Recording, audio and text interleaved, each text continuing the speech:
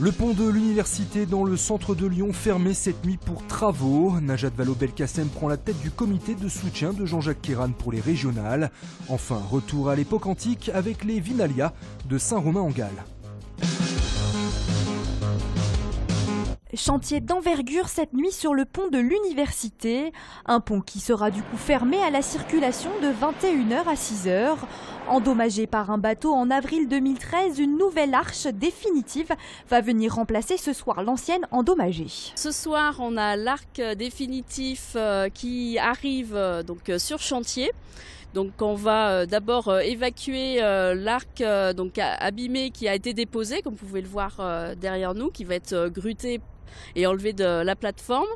Et l'arc neuf qui arrive sera déposé au niveau de l'arc provisoire qui a été actuellement mis au niveau du pont. On ferme le pont tout simplement parce que la grue qui viendra mettre en place l'arc est très imposante et elle prend l'ensemble des 4 voies de circulation du pont. Durant tout le mois d'octobre, les soudeurs seront à pied d'œuvre pour fixer l'intégralité de cette nouvelle arche. Au total, les opérations auront coûté 1 million d'euros, entièrement financées par la métropole, propriétaire du pont. Najat Vallaud-Belkacem prend la tête du comité de soutien de Jean-Jacques Kéran pour les régionales. La ministre de l'Éducation nationale devrait ainsi prendre une part active dans la campagne de l'actuel président de région, candidat à sa réélection en décembre prochain. L'ancienne déléguée à la culture pour la région aura la lourde tâche de faire oublier les récentes défections de colistiers socialistes. Selon un récent sondage, Jean-Jacques Kéran serait crédité de 26% des voix au premier tour, contre 35% pour Laurent Wauquiez.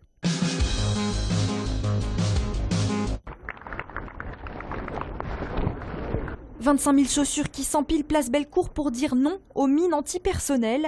Samedi dernier avait lieu la 20e édition de la fameuse pyramide de chaussures organisée par Handicap International. La pyramide de chaussures dont on fête les 20 ans cette année en 2015 part en fait d'un geste de protestation en solidarité avec toutes les victimes de mines antipersonnelles et de bombes à sous-munitions qui, en marchant sur ces restes explosifs de guerre, ont perdu une jambe ou un pied et sont restés amputés. Donc la chaussure symbolise en fait ce pied qui n'a plus besoin de chaussures. En 2014, 114 personnes ont été tuées ou blessées chaque jour par une arme explosive. Les conflits se multiplient dans le monde. Cette année, Handicap International a donc décidé d'élargir son combat.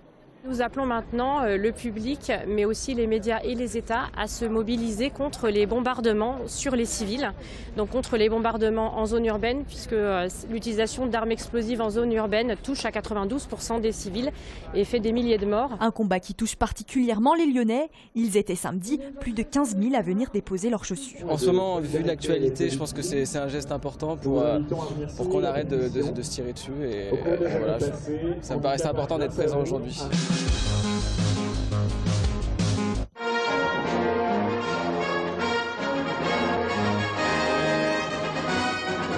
Ce week-end à Saint-Romain-en-Galles, on a remonté le temps. Sur ce site archéologique se tenait dimanche les Vinalia, la fête du vin et de la cuisine antique.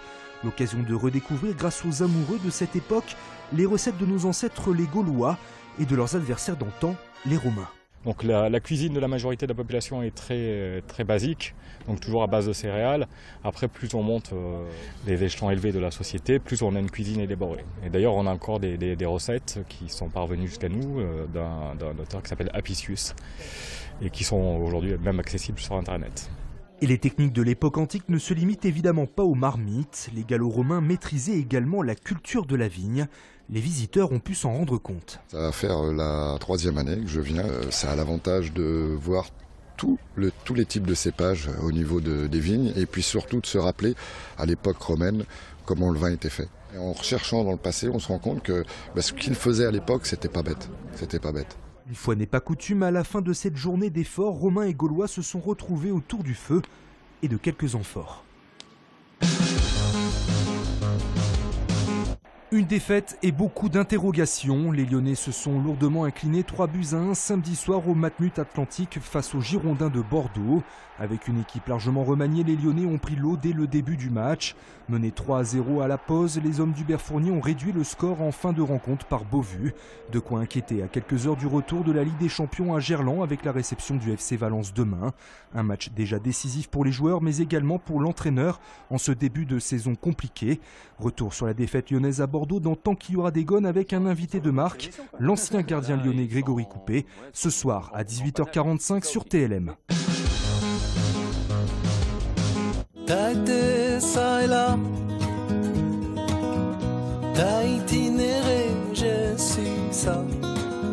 Après des années d'absence, revoilà les Innocents. En formation réduite, le groupe phare de la pop française des années 80 a repris le chemin de la scène après celui des studios pour enregistrer en mars dernier leur dernier album intitulé Mandarine. Ils seront à l'épicerie moderne de Feyzin le 15 octobre pour vous emmener au fil de leur philharmonie martienne, l'un des morceaux de leur dernier opus. Que j'espère faire